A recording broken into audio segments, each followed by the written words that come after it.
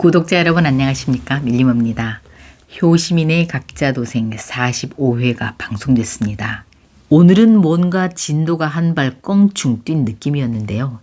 그동안의 예측대로 대관령 사고사는 장숙향이 사주하고 염전무가 실행한 두 사람이 공범한 사건임이 밝혀졌습니다.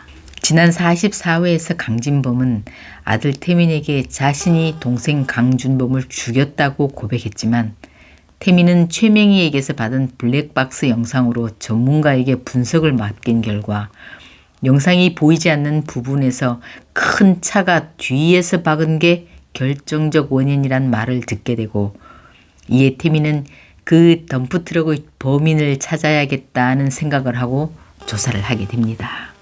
지난 회 염전무는 지금까지 자신의 딸이라 믿고 살았던 태희가 자신의 딸이 아니라는 청천벽력 같은 유전자 검사 불일치라는 결과를 듣고 지금까지 장숙향에게 속아왔다는 걸 알게 됐는데요. 염전무는 바로 장숙향에게 따지며 원망했지만 장숙향은 네가 혼자 들던 내 말을 확대 해석한 거지 난 속인 거 없다라며 여전히 뻔뻔한 태도로 슬쩍 넘어가려 합니다. 진실을 알게 된 염전무가 이제 자기 맘대로 움직이지 않을 것 같아 열이 받은 장숙향은 이런 상황을 만든 태희에게 따귀를 때리며 화풀이를 하는데요. 마침 그때 태민이 들어와 이 광경을 목격하고 말립니다. 태민은 이효성에게 복직을 알리는 전화를 하며 동시에 염전무에 대한 뒷조사를 부탁하고 다음날 태호와 직원들이 환대를 받으며 복귀한 이효성은 염전무의 뒷조사를 하기 위해 원주 방직공장에 감사를 내려갑니다. 한편 효심으로부터 태산가의 재벌 3세란 걸 알고 엄마가 더 반대한다는 걸 들은 태호는 이선순에게 점수를 따려고 코다리를 사들고 혼자 효심 집에 오는데요. 선수는 대놓고 싫은 내색을 하지만 양희주, 효준, 미림 그리고 의천빌라 박프로와 끝순 할매까지 모두 태호를 반겨줘 덕분에 태호는 위기를 모면하고 화기애애한 시간을 보냅니다. 박프로는 옥탑방 최명희를 찾아와 어느 날 태민이 드나드는 걸 보고 누군지 눈치챘다면서 지금 이선순이 태호를 반대하고 있으니 직접 나서는 게 좋겠다는 조언을 합니다. 이에 최명희는 다음날 구둣방으로 아들 진범을 찾아가는데요. 그리고 태호가 곧 결혼을 앞두고 있으니 경찰에 자수하는 거 잠시 미루라고 합니다. 안 그래도 언론이 시끄러운데 또 이와 관련된 흉악한 뉴스가 나오면 이선순이 더 꺼릴 거라고 생각해서죠.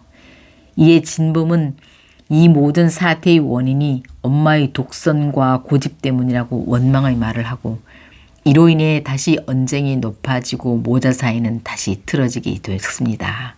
늦은 밤 술을 마시고 장숙향을 다시 찾아온 염전무는 지금까지 교묘하게 거짓말로 언지를 주며 자신을 이리저리 종부리듯 부린 장숙향에게 따지는데요. 이에 장숙향은 단지 너에게 꿈과 희망을 심어주기 위해 한 행동이었다고 이제서야 비로소 미안하다고 사과합니다. 그러면서 여전히 우린 한 배를 탔으니 정신 차리라고 말하지만 이제 염전무는 앞으로 절대로 혼자 침몰하지 않을 거라며 복수할 뜻을 내비쳤습니다. 한편 태민은 이혼하고 집에 돌아와 엄마한테 뺨까지 얻어맞고 있는 동생 태희를 위로하려고 치킨을 사서 오는데요. 이에 감동받은 태희는 태민에게 오랫동안 숨겨온 청천벽력 같은 비밀을 말해줍니다. 사고가 나던 날 태희는 장숙향이 염전무와 통화하면서 톨게이트에서 기다리고 있다가 제대로 못하면 대신 처리해라 라고 말하는 걸 들었다는 겁니다. 그러나 우리 엄마가 살인자라고 생각하기 싫어 쉽게 말 못했다고 늦게 알려줘서 미안하다고 말합니다. 그러니까 결론적으로 준범을 죽이도록 장숙향이 일부러 진범의 감정을 부추겼고 이에 열받은 진범이 동생 차를 추격했으나 차마 실행은 못했는데 그 지점에서 트럭을 빌려 타고 기다리고 있던 염전무가 진범의 차를 피해 잠시 정지한 준범의 차를 뒤에서 들이받아 낭떠러지고 떨어지게 했고 그 차는 폭발했다라는 거죠. 이렇게 대관령 사고사에 대한 모든 사건 전말이 밝혀졌습니다. 한편 태민의 부탁을 받고 원주로 출장 갔던 이효성은 원주 방직공장 감사를 끝내고 돌아가는 길이라며 태민에게 보고 전화를 하는데요. 그 공장에서 염전무가 사고 당일 화물차를 빌렸다는 증인을 만났다는 말을 합니다.